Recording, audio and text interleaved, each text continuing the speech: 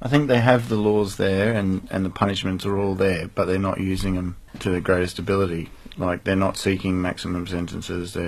Everything's very watered down. There seems to be no communication between prosecutions and families. That needs to be adjusted. The family should be involved. And it really shouldn't be about money and guaranteeing conviction. It should be about finding justice. You seem to be left out of all decisions. They just tell you what's happening. I think they should work more with the family. Not against the family. They seem to be looking after the criminals, not the victim, which is disrespectful. And throughout the process, what was the way that you got information? Because I remember one time we were talking at a mention, the only way you got information about the next mention was actually sitting in court and going to every hearing. Did that ever change at all?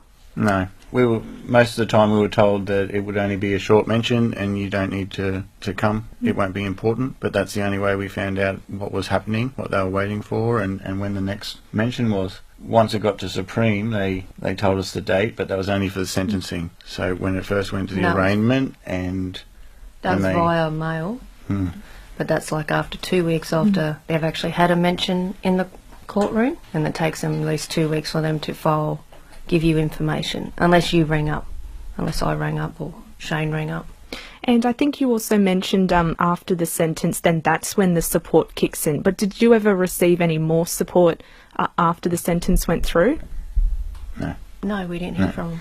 No. We were also told we would have, there'd be a support person at court once it got to Supreme, and we didn't see anybody. And then so it was after the sentence that you then launched the petition. So how did that come about? We just tried. We just had to do something. Something had to be done. After the sentencing, we told the Crown we weren't happy. We wanted to appeal. He said no, he was happy. He was quite happy with that result. That's what he wanted, and that's what he expected. We couldn't swallow that, so we've begun looking every other avenue we can. And in the petition it references a few other cases where the families have felt that they haven't received justice. Have they reached out to you at all? Have you been in contact with any other families in a similar situation? Yeah, we have.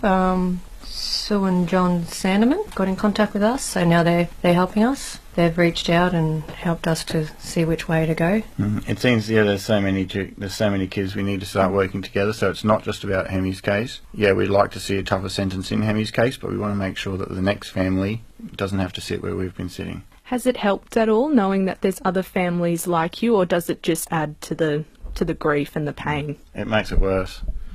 So we're not the only ones. There is actually more people that are suffering. At the moment, the aim for the petition is to get to 10,000 people to sign it. Where are you up to now with it? I think we've got 3,686, I think. So last check. That was the last time we checked, but we need 10,000. Still a long way to go. Still got a long way. I think we can do it.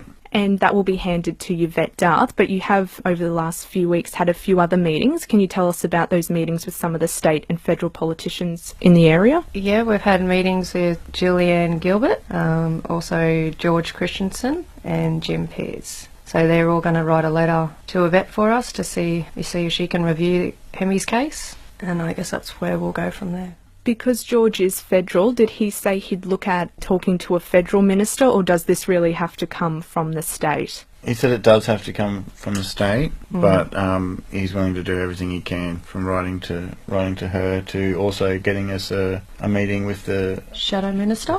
Minister. And where to from here? Is it just a matter of keep trying to get this information in front of Yvette Darth? Is that the main focus? Yeah, that's our main focus at the moment. But any little avenue we can take for Hemi's case, we'll go with.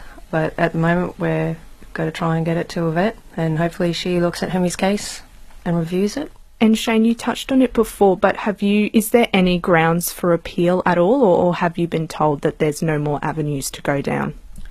For us, I don't believe there is. The only way we could appeal is by the Crown, the same guy who downgraded the charge and only asked for 8 years. So what we believe the only other way we can do it is from the Attorney General. So that's why obviously we're doing the petition, and that's our focus at the moment. We're more than happy to go any other way if we knew, if there's any other ideas, we're more than happy to do that too. but we think this is the only way to do it at the moment.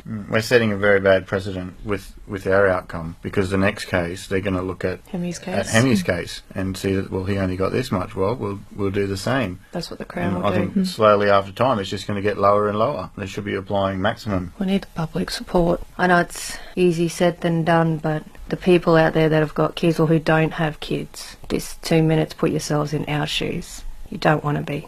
So all we ask is get behind, help us make a change. And we need Australia to stand up and say this is not acceptable. We value our kids more than this, and we should all band together and Unite as one, because you don't want to be sitting, me talking to you, or sitting and listening to a police tell you your son's gone or your daughter's gone. You don't want to be me.